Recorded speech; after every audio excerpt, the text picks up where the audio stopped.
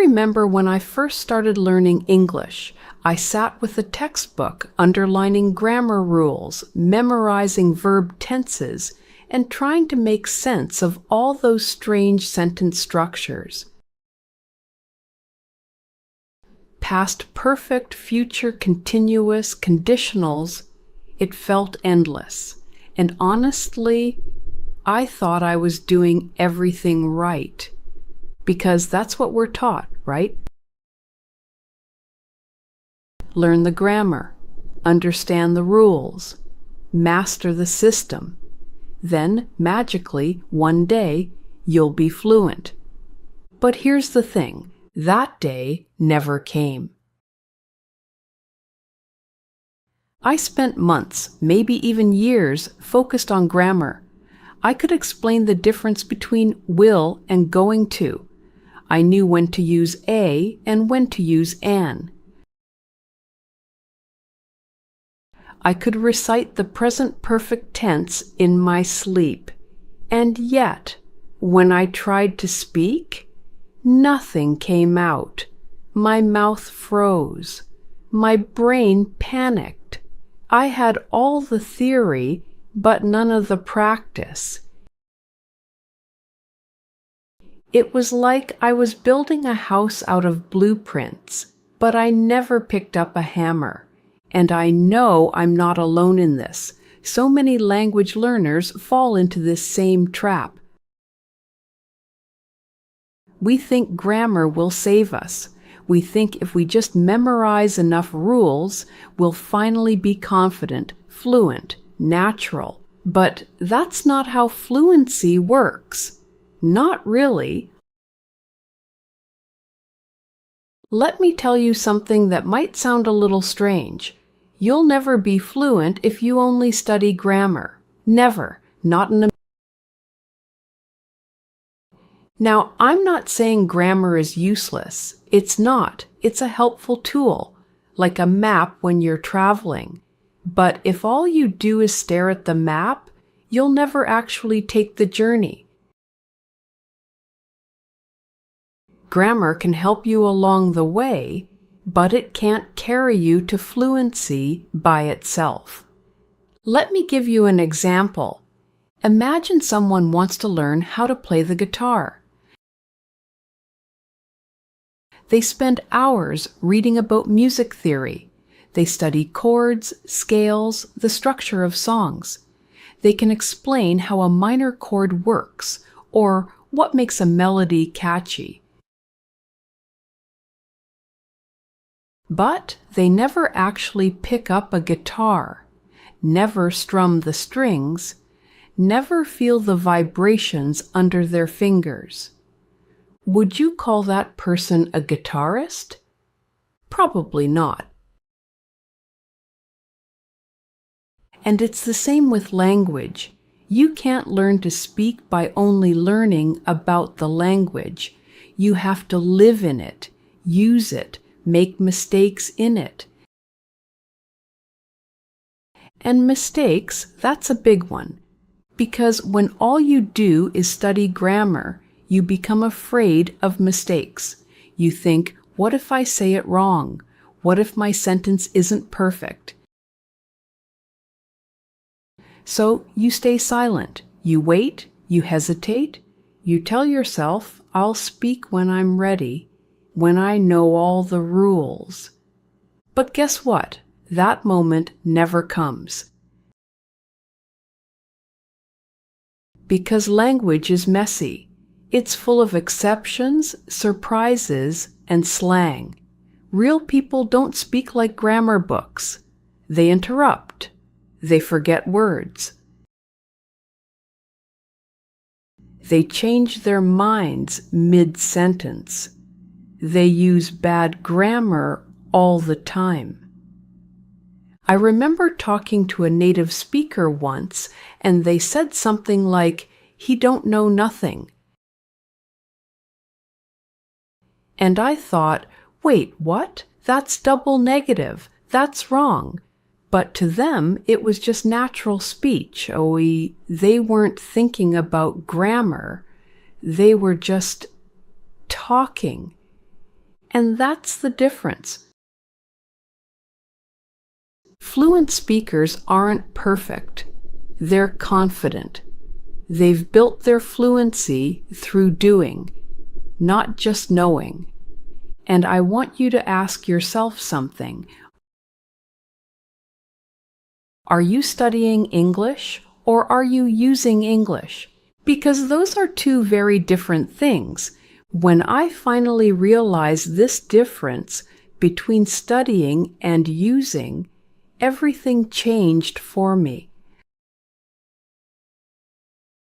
I stopped trying to memorize every grammar rule. I stopped worrying about whether my sentence was textbook correct. Instead, I started speaking. Even if it was broken, even if I sounded like a 5-year-old, even if I made 20 mistakes in 1 minute. And you know what? People understood me.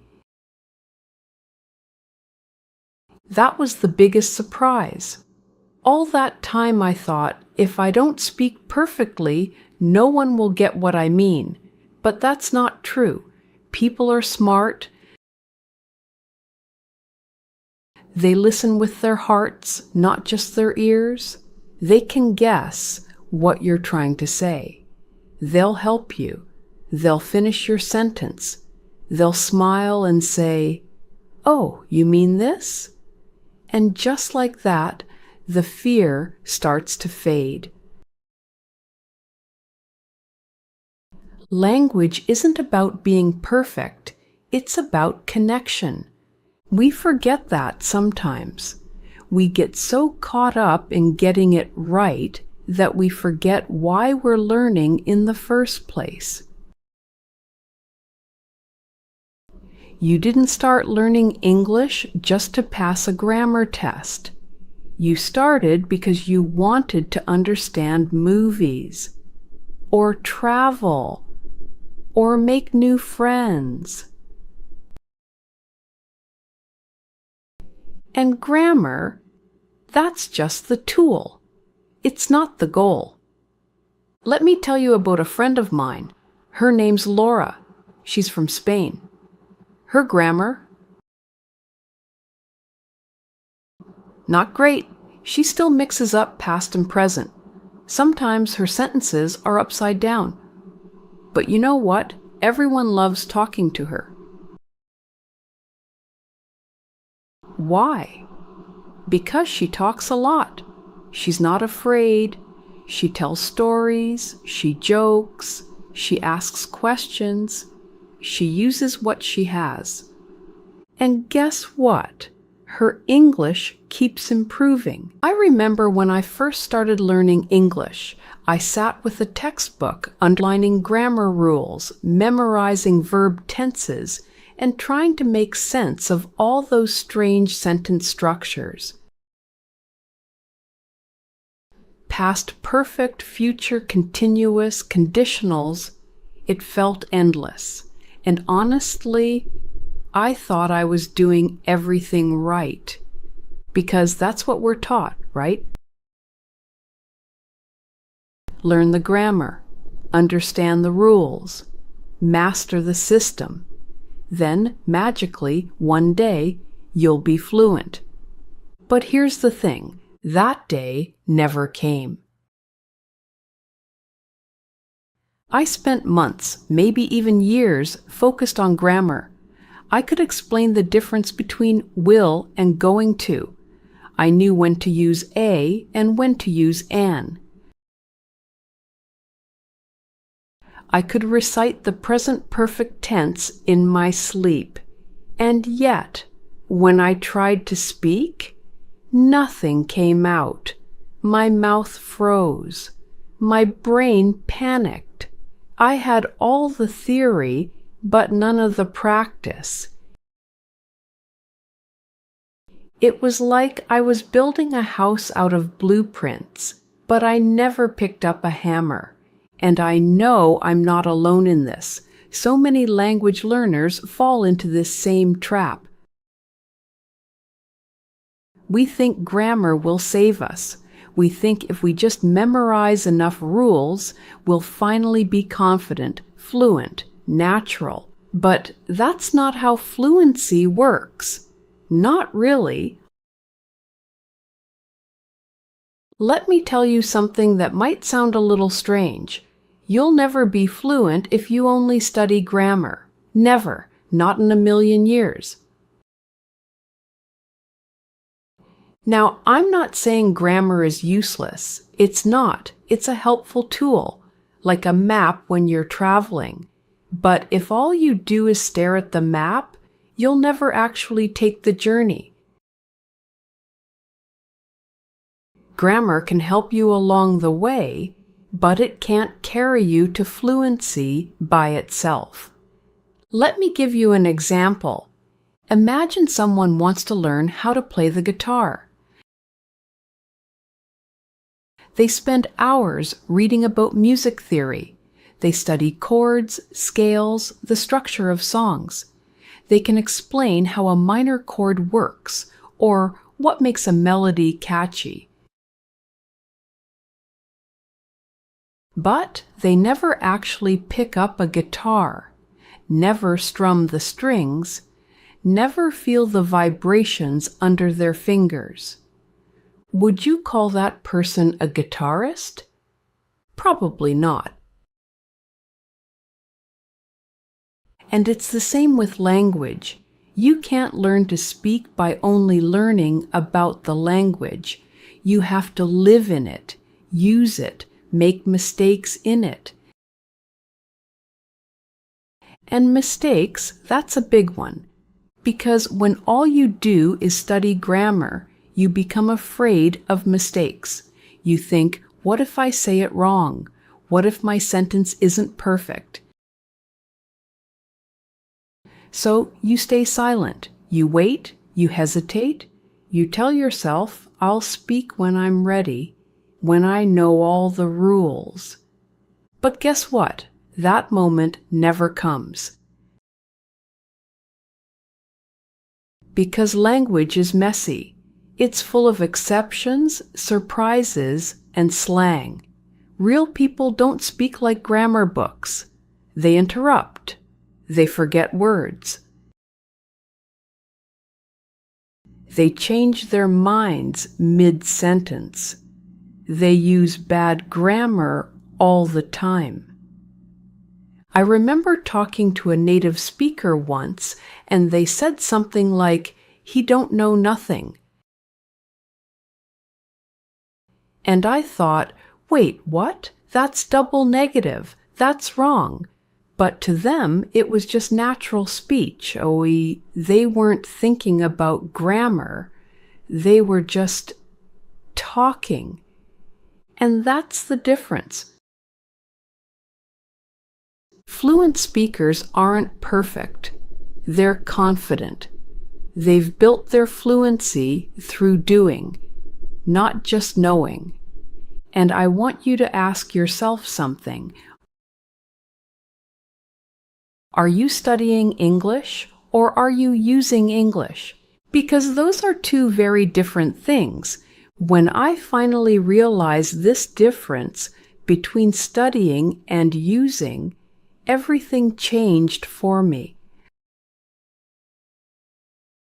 I stopped trying to memorize every grammar rule. I stopped worrying about whether my sentence was textbook correct. Instead, I started speaking. Even if it was broken, even if I sounded like a 5-year-old, even if I made 20 mistakes in 1 minute. And you know what? People understood me. That was the biggest surprise. All that time I thought, if I don't speak perfectly, no one will get what I mean. But that's not true. People are smart. They listen with their hearts, not just their ears. They can guess what you're trying to say. They'll help you. They'll finish your sentence.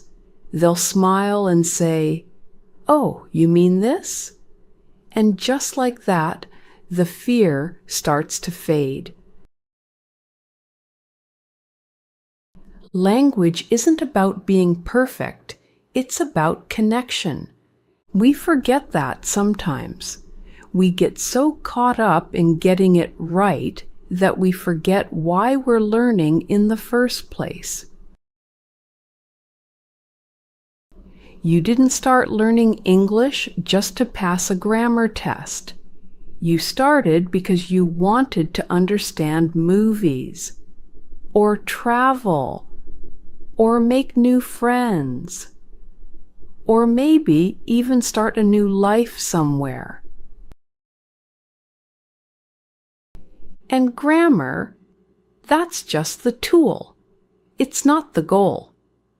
Let me tell you about a friend of mine. Her name's Laura. She's from Spain. Her grammar? Not great. She still mixes up past and present. Sometimes her sentences are upside down. But you know what? Everyone loves talking to her. Why? Because she talks a lot. She's not afraid. She tells stories. She jokes. She asks questions. She uses what she has. And guess what? Her English keeps improving. Because she's not stuck in her head. She's out in the world using the language in real time. Compare that to another friend. We'll call him Alex. Alex is a grammar genius. He can explain every rule better than I can, but he barely speaks. He always stops himself, always waits for the perfect sentence. And because of that, he's stuck. It's like he's building a boat, but he never puts it in the water. And I get it. I've been there too. It's scary to speak. You feel exposed, vulnerable, like a kid learning to walk. But here's a little secret. Every fluent speaker was once a beginner. Every single one. Even me. Even the people you see on YouTube, on podcasts, on TV, we all started from zero. And we all sounded awkward at first. We all made mistakes. We all had moments where we forgot simple words, or used the wrong tense, or said something totally weird. But we kept going. We didn't wait until we were ready, because that day never really comes. Let me ask you something. When a baby learns to speak, do they start with grammar? Of course not. They start with sounds, then words, then short phrases. They listen, they copy, they try, they mess up, and over time their language grows, naturally, like a plant. And yet, when we learn a second language, we try to do the opposite. We start with the rules. We try to learn it like math. But language isn't math. It's not about solving equations. It's about expressing feelings, telling stories, asking questions, laughing, flirting, arguing, singing. It's alive. And when you treat it like a living thing, instead of just a system, everything becomes more fun, more human. So, if you're listening to this right now and you've been stuck in grammar books waiting to get good enough before you start speaking, I have one simple message. Stop waiting. Start using. Speak badly. Make mistakes. Say weird things. Laugh at yourself. Keep going. Because fluency doesn't come from perfection. It comes from practice. I want to tell you a story. It's kind of embarrassing, but it taught me something important. A few years ago, I was in Berlin trying to order coffee. I had studied a bit of German grammar before the trip. Nothing serious, just the basics. So I stood in line, rehearsing my sentence in my head. Ich möchte einen Kaffee bitte. Simple, clean, grammatically correct. When it was finally my turn, I panicked. What came out of my mouth was something like, Ich, Kaffee haben? The barista blinked. I turned red, but then she smiled and said, You want a coffee, right? I nodded. She made the coffee. No big deal. And that moment stuck with me. Because I realized, even though I failed at grammar, I succeeded at communication. The message got through. That was enough. That was real. Too often we think that if we don't speak perfectly, we shouldn't speak at all. But that's like saying you shouldn't dance unless you're a professional, or you shouldn't sing unless you have perfect pitch. It's nonsense. Language is a human thing. It's messy and emotional.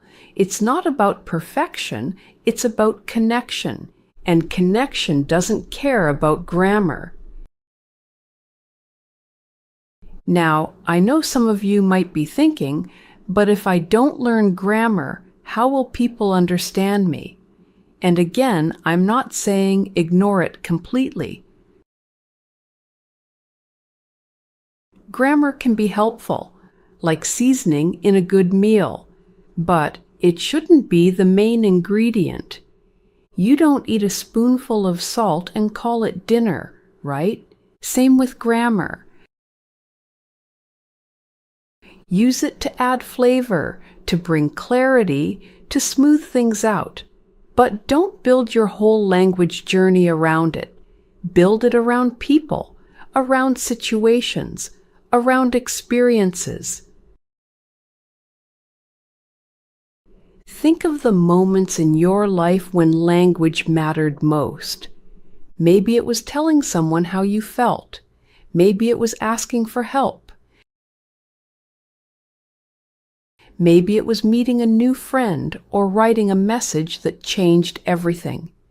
In those moments, did you stop and think about verb tenses? No, you just spoke, or typed, or tried. And that's what fluency really is. It's not speaking like a textbook. It's not sounding like the Queen of England. It's being able to express what's inside you, even if the words come out a little messy. Here's another example.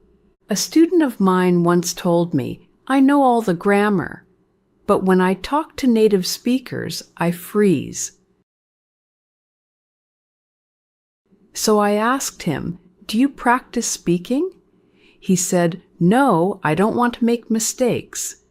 But that's like saying, I want to swim, but I'm afraid of water. You have to get in. You have to splash around, swallow a bit of water, maybe even sink a little, and then you learn to float. Then you learn to swim. The same goes for English. If you never open your mouth, if you never risk sounding silly, you'll never grow. You'll stay safe. But fluency doesn't live in the safe zone. It lives out there in real conversations, real situations, real life. I've worked with so many learners over the years, and I'll tell you a secret. The ones who improve the fastest aren't the smartest. They're not the ones with the best grammar. They're the ones who are brave, who talk, who try, who laugh at their own mistakes and keep going. Because here's the truth, every mistake is a step forward. When you say something wrong and someone corrects you, that sticks. That becomes real learning, not just theory, but memory, experience. And that's what you want. Not just to know English, but to feel it, to live it, to let it become a part of you. I want you to think about the people in your life who speak more than one language. Maybe it's a friend, maybe it's someone in your family, or maybe it's you. Ask yourself, how did they learn? Chances are, it wasn't from just reading grammar books. It wasn't from memorizing rules in a quiet room. It was from talking, listening, living, struggling, laughing, making hundreds of tiny mistakes that led to bigger and bigger progress. That's how it really works. You see, language is a skill, not a subject. It's not like history or chemistry where you study the facts and then take a test. It's more like cooking, or dancing, or driving. You learn by doing. You learn by getting your hands dirty. You can read every recipe in the world, but until you get in the kitchen, you won't actually know how to cook. Same with English. And I get it. It's easier to hide behind grammar, to sit at home, read a book, and tell yourself you're making progress. It feels safe, controlled, like you're doing something productive. But often, that's just a way to avoid what's uncomfortable, speaking, interacting, taking risks. I once had a student, let's call her Mina. She was very dedicated. Studied every day, knew all the grammar rules, took detailed notes, but she never practiced speaking. Not with me, not with other students, not even with herself. One day I asked her, why not? She looked at me and said, because I don't want to sound stupid.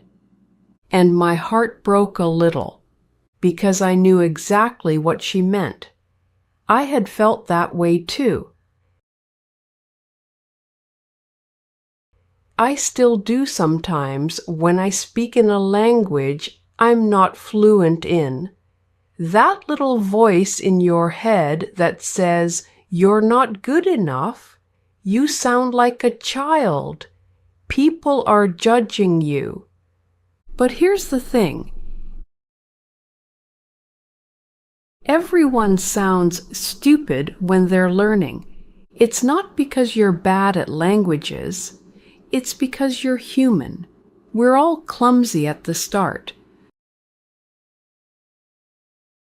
But it's that clumsiness, that awkward, beautiful struggle that leads to growth. No one expects you to speak perfectly, and if they do, they're not your people. Find the ones who listen with patience, who help you when you get stuck, who celebrate your effort, not your perfection. And yes, celebrate your own effort too, because speaking a second language, even badly, is something many people never even try. It takes courage, it takes heart, and it deserves respect. So next time you're about to say something in English and that voice in your head whispers, "Wait, is this correct? Should I use past perfect or present perfect?"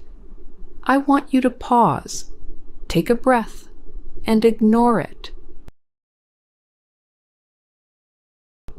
Just speak. Say it wrong. Say it funny. Say it with the wrong word. Who cares? You'll survive. You'll learn. And most importantly, you'll move forward. Because fluency doesn't come from always being right. It comes from always trying again. Now, I know some people love grammar, and that's okay. Grammar is fascinating. It can be really fun if you're into patterns and rules. Some learners enjoy it. It gives structure, confidence, a sense of control. And if you're one of those people, great, use it. But don't let it become your prison.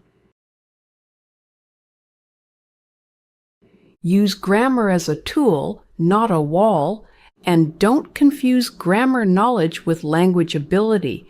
They're connected, sure, but they're not the same thing. You can know all the rules and still not understand what someone's saying in a movie. You can pass a test with a perfect score and still feel totally lost in a real-life conversation. Because language in the wild, it's fast, it's messy, it's full of slang, emotion, noise, body language, accents. It's alive.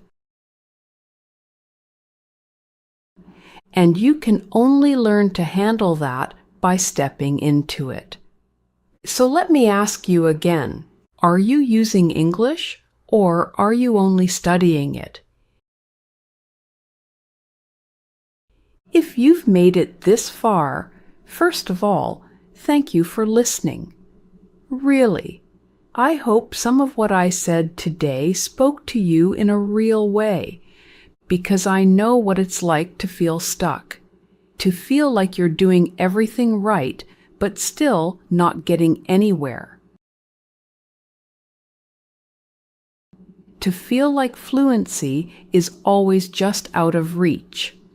Like there's this wall between you and the language, and no matter how many grammar rules you memorize, you can't break through. But maybe that wall isn't grammar. Maybe it's fear, or perfectionism, or waiting for the right moment that never comes. So here's what I want to leave you with. Stop chasing perfect grammar. Start chasing real experiences.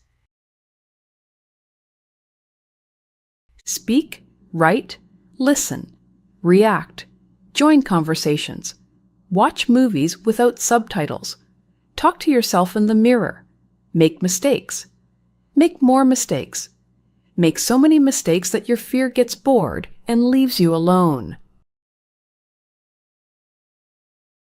Because that's how fluency is built, not from rules, but from repetitions, from little victories, from real moments, not perfect sentences. The next time you feel like you don't know enough to speak, speak anyway. The next time you worry about making a mistake, make it louder. The next time you want to reach for a grammar book, reach for a conversation instead. And if no one is around to talk to yourself. Seriously, describe what you're doing. Say your thoughts out loud. Narrate your day. It's weird at first, then it becomes powerful. The more you use English, the more it becomes yours. Not something you study, not something distant, but something you live in. You don't have to sound like a native speaker. You just have to sound like you in English. Fluency isn't about being perfect. It's about being free. Free to express yourself, free to connect, free to be in another language. So please, don't wait until your grammar is ready.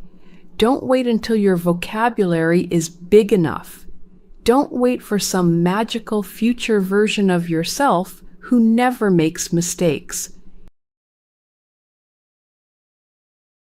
You're ready now. Right here, right now, with everything you already know and everything you're still learning, you can start speaking, start connecting, start growing. Just one sentence, then another, then another. That's how it happens. So go. Say something today. Say it wrong if you have to. But say it. Because every time you do, you're one step closer to the real fluency you've been looking for all along. Hello there. Today, I want to talk about something that many of us struggle with when learning English, memorizing words.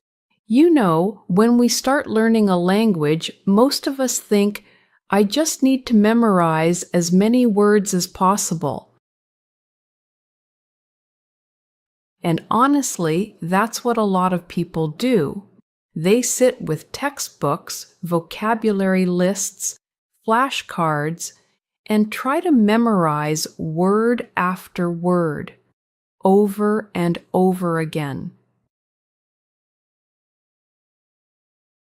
Do you remember how it was for you? For me, it was exactly like that. I tried so hard to memorize words, thinking if I just knew enough words, I'd suddenly understand everything.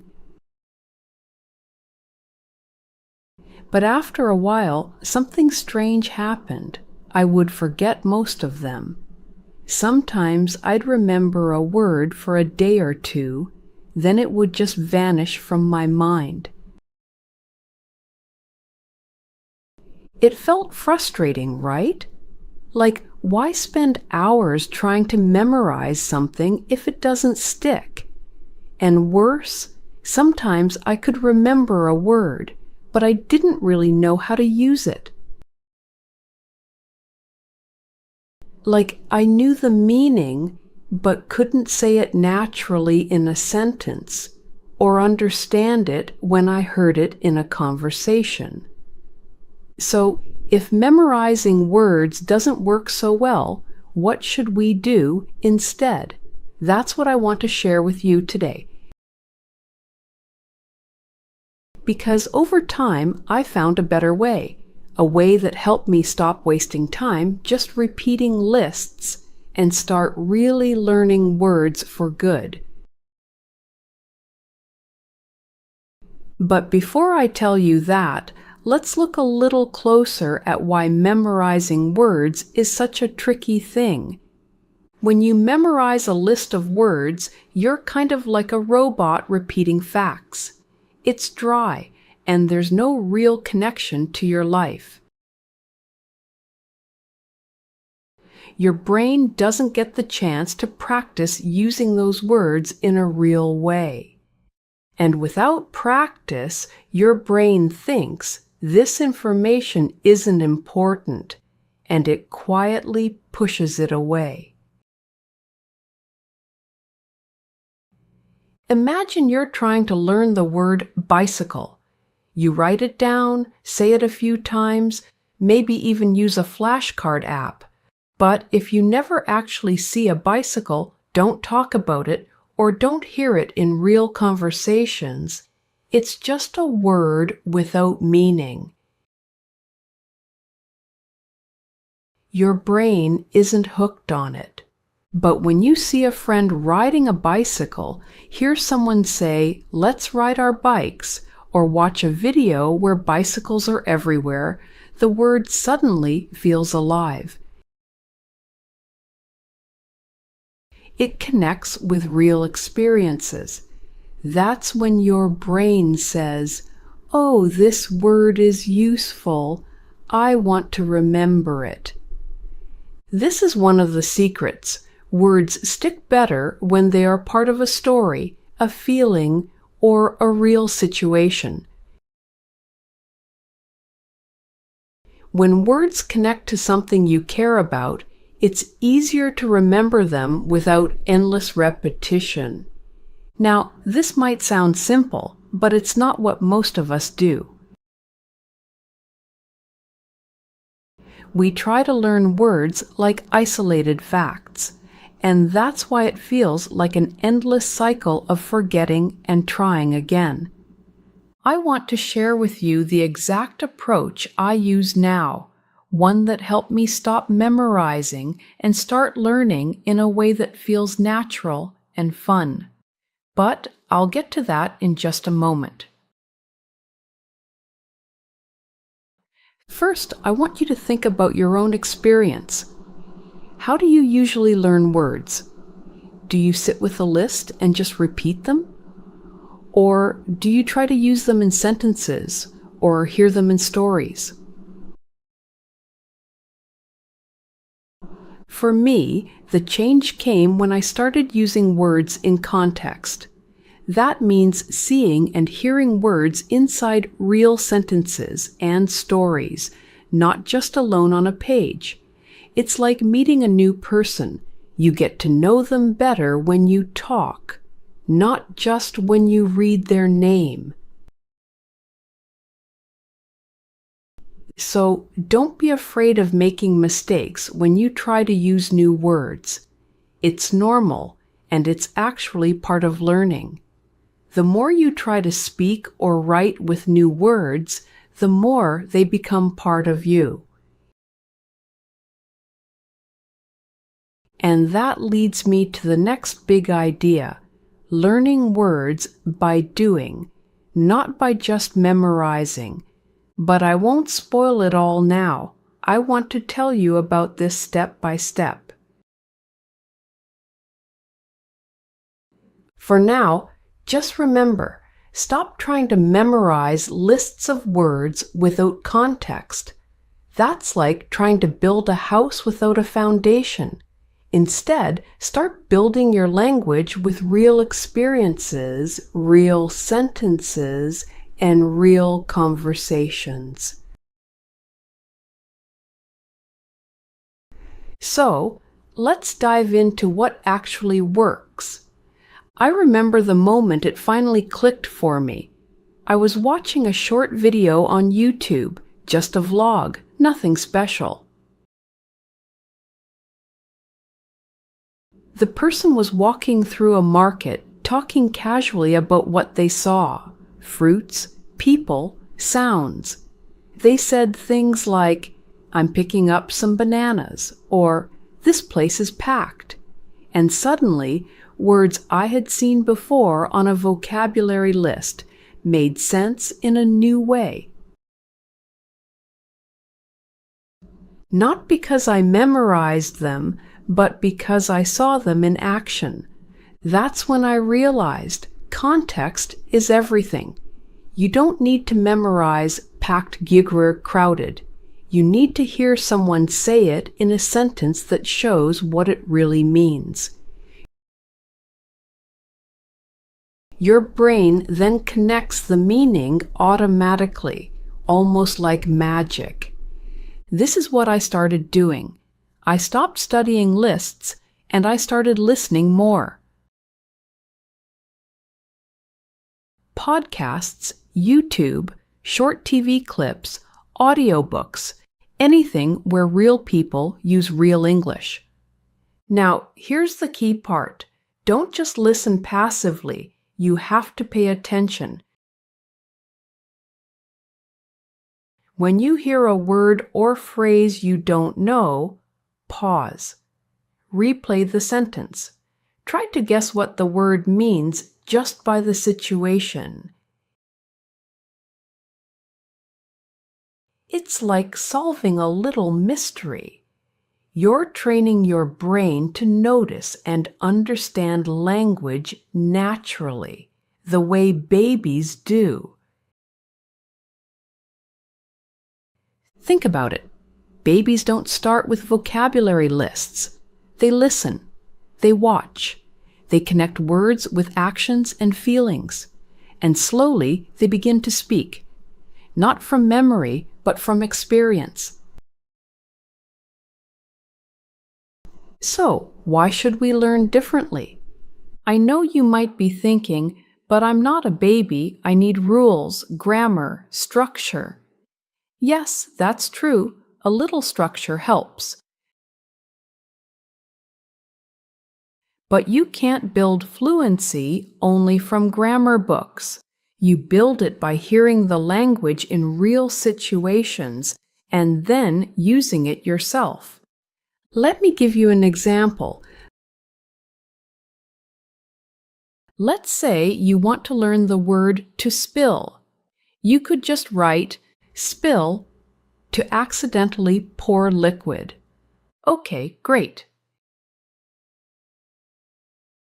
You memorize the meaning. But next week, someone says, "Oops, I spilled my coffee." And you're confused. You think, wait, what's that word again? Now, imagine you heard it in a story like this. I woke up late, ran to the kitchen, grabbed my coffee, and, of course, I spilled it all over my shirt. Great start to the day. That's different, right? Now the word spill is tied to an emotion, an image, a real story. You'll remember it much longer. Maybe even forever. And next time you spill something, you'll probably smile and say, I just spilled my tea, great start to the day, and it'll feel natural.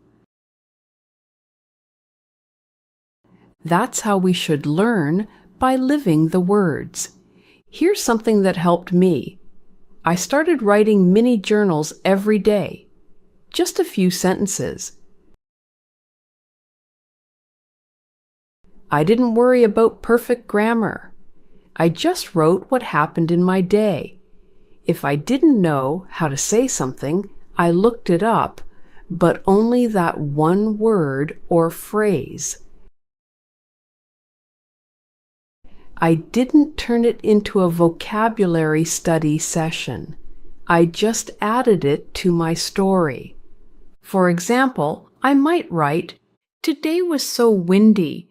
I went for a walk and my umbrella almost flew away."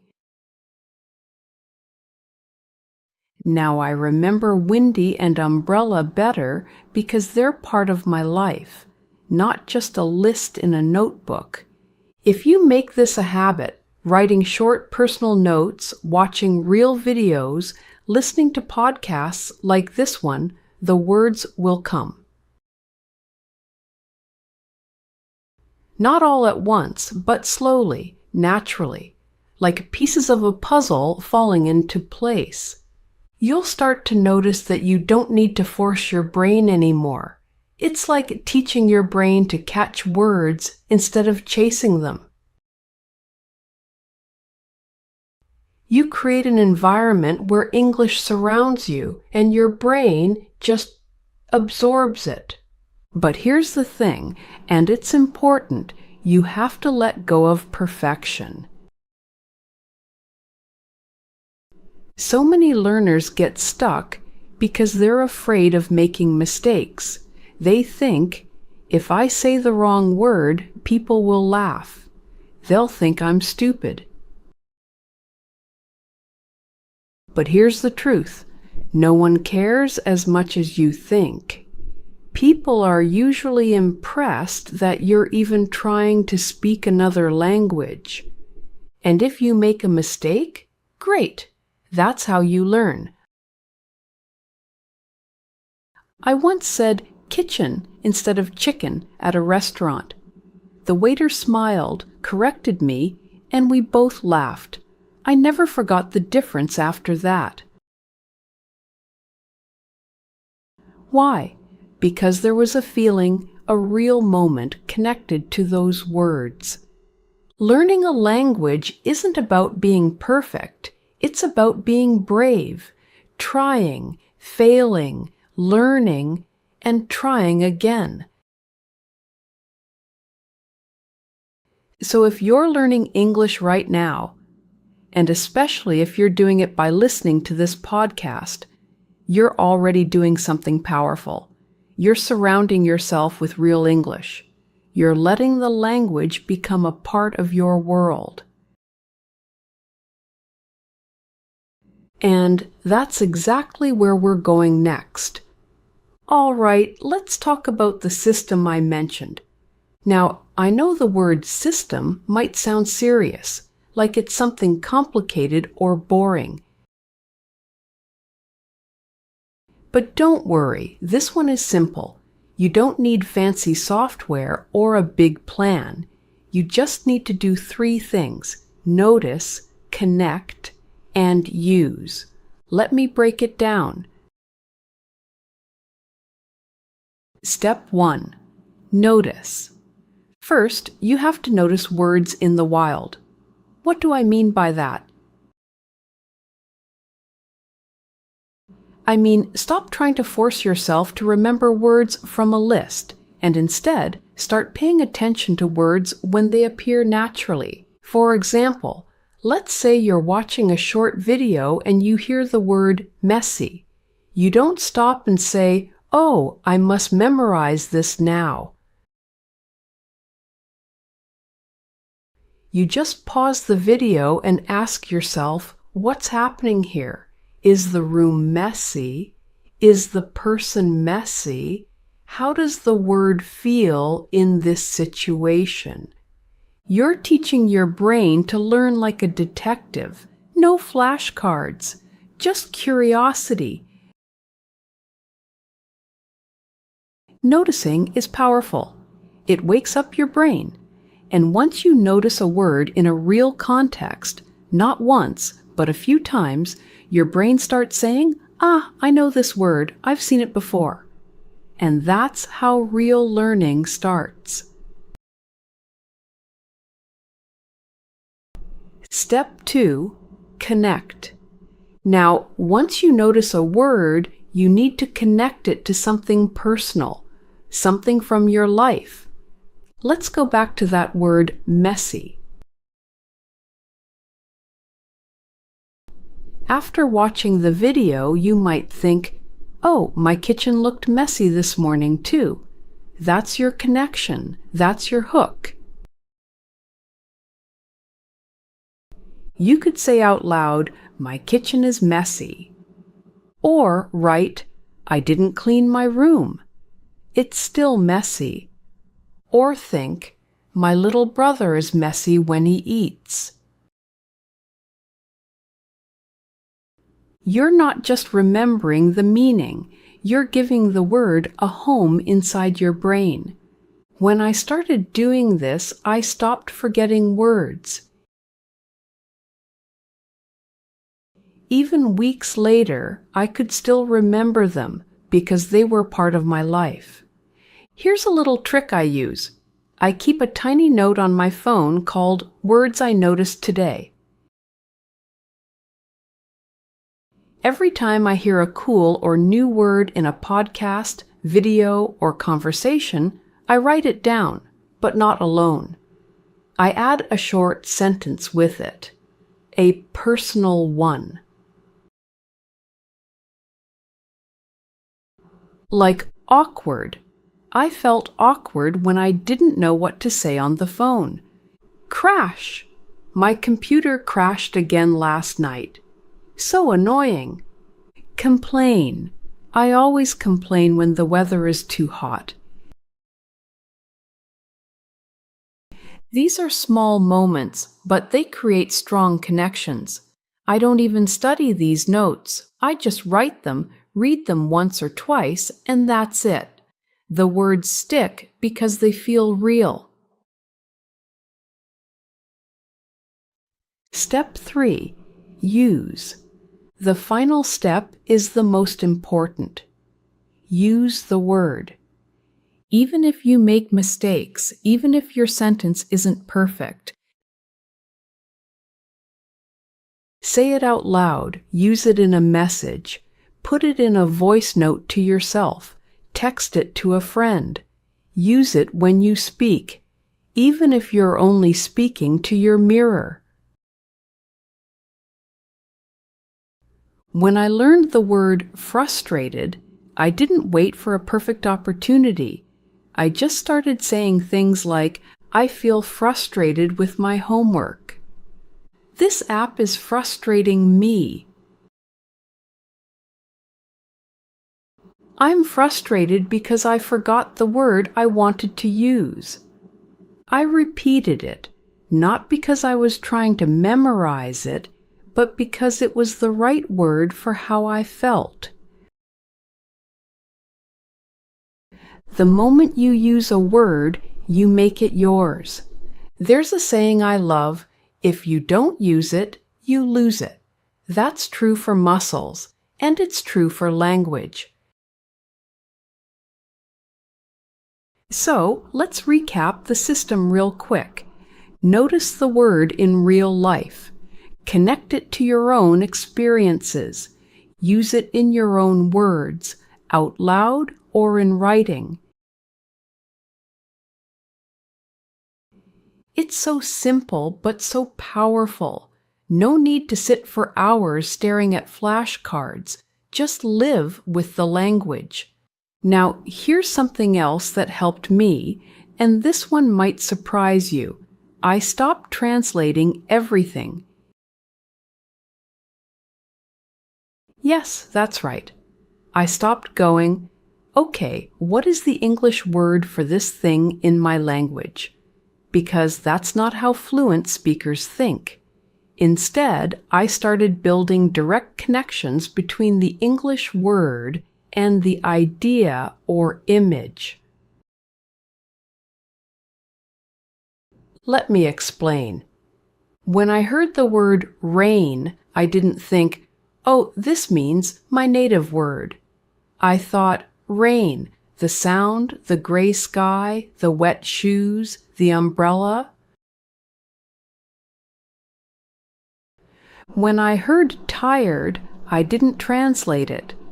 I just remembered how I feel after a long day.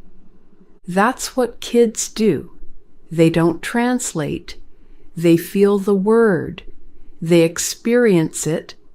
That's what you can do too.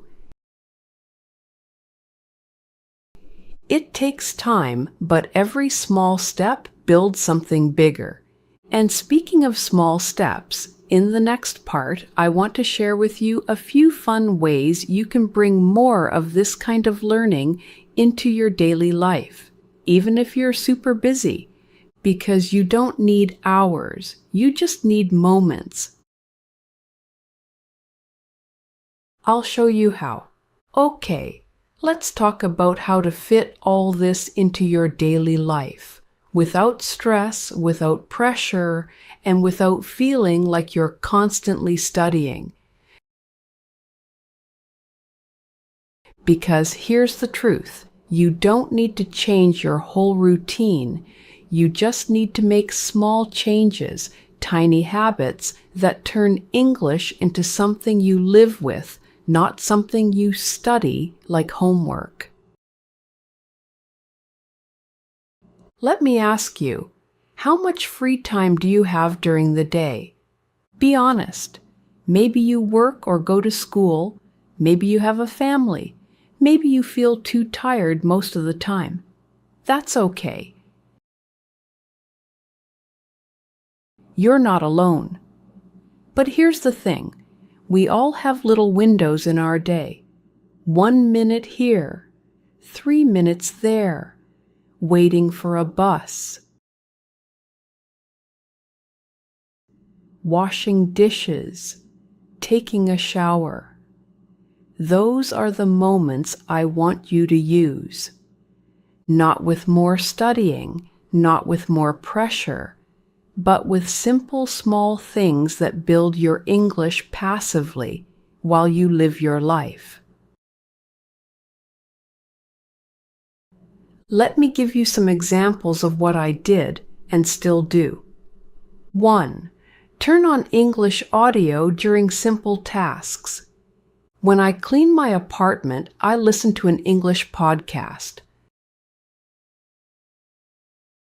Not something difficult, something relaxed, real people talking, nothing too serious. Sometimes I understand everything, sometimes I don't. That's okay. I'm not trying to study, I'm just letting the language play in the background. Over time, you'll start to notice patterns, expressions. You'll recognize jokes or intonation. That's how you train your ear naturally. You can do this while cooking, walking, doing laundry. The key is, don't pause and rewind every time you miss something. Just keep it going. Let your brain soak it in. 2. Talk to yourself. Yes, I'm serious. Talk to yourself. Out loud if you can. Whisper if you need to. Inside your head if you're on a train. I do this all the time. I describe what I'm doing. Okay, I'm making coffee. I need a spoon. Where's the sugar? Or I complain to myself, ugh, I forgot to charge my phone again. Or I plan things. After this, I'll take a shower, then check my email. It sounds silly, but it's actually amazing for fluency because you're using the words that matter to you in real time. You don't need perfect grammar. You don't even need a big vocabulary. Just practice building simple, real sentences with what you already know. You'll be shocked how fast your confidence grows. 3. Change your phone language, just a little. Okay, I'm not saying switch everything into English right now. That can be stressful, but try this. Change one app into English, just one. Maybe your weather app, or your calendar, or your YouTube account. Something simple that you use every day. Now you'll start seeing English words in context connected to actions.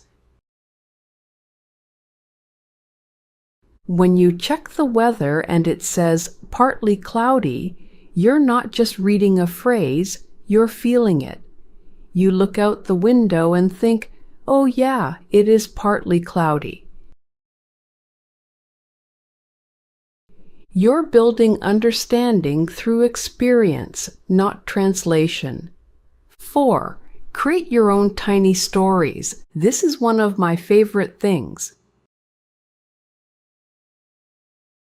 Take 3 or 4 words you've noticed recently and build a silly, simple story with them. You don't have to write it down. Just make it in your head, or say it out loud, or record it as a voice memo. Let's say your new words are rain, sandwich, tired, bus. Here's a quick story.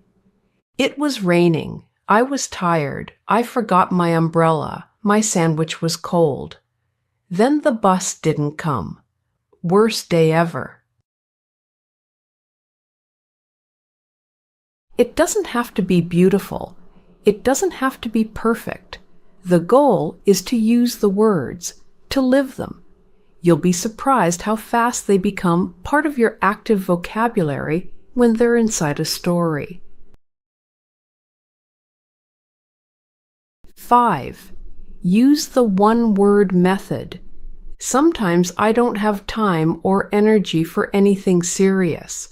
So I just pick one word in the morning and focus on it that day. One word, that's it. Maybe I choose grateful.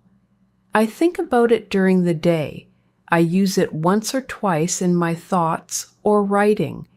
I notice if someone says it. By the end of the day, I've built a connection with that word. I've made it part of my world. Imagine doing that every day.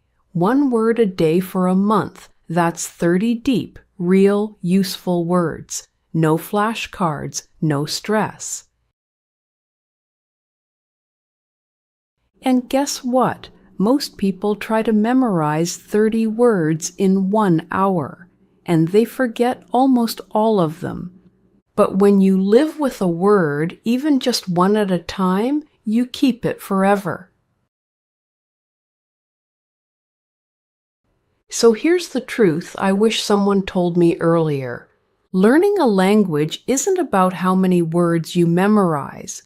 It's about how many words you live. The more you connect English to your life, your routines, your feelings, your funny little moments, the more natural it becomes. You stop feeling like a student and start feeling like a speaker. And yes, you will make mistakes. You'll forget words, you'll mix things up. That's okay. That's part of the journey. Every native speaker makes mistakes too. It's not a test, it's a process. So be patient, be curious, make it personal. Notice the words, connect them to your world. Use them in your voice. One day, without even realizing it, you'll say something in English, and it'll just feel right, not because you memorized it, but because it's yours now. Thanks for listening, and remember, don't memorize, experience. You've got this. Have you ever felt that sudden wave of panic when you have to speak English? Maybe you're in a meeting or at a cafe or talking to a friend online. You know the words. You've studied them. You've practiced grammar, taken lessons, maybe even passed a few exams. But the moment you have to say something out loud, your brain just freezes. Your heart beats faster. Your face gets hot. You forget everything you thought you knew. All you want to do is run away. Yeah, me too.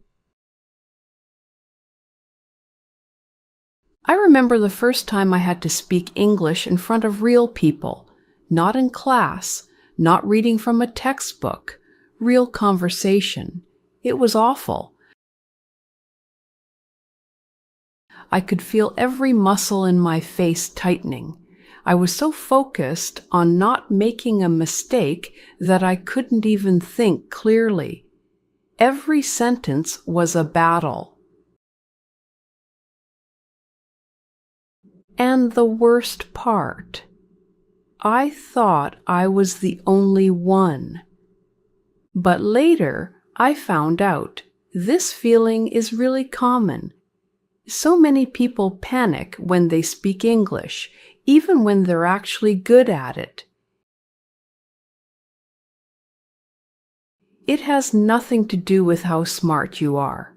It has nothing to do with your vocabulary size or your grammar skills or your accent. It's deeper than that.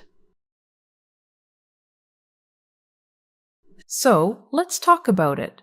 Why does this happen? Why does your brain go into panic mode just because you're trying to say something in another language?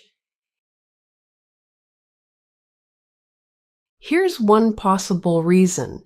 Your brain sees speaking English as a kind of danger. Sounds dramatic, right? But think about it. When you were a baby learning your first language, you had years to experiment. You made mistakes and no one cared. You had time to try, to listen, to copy, to repeat. No pressure. But now you're an adult. You're expected to speak perfectly, fluently, immediately, and the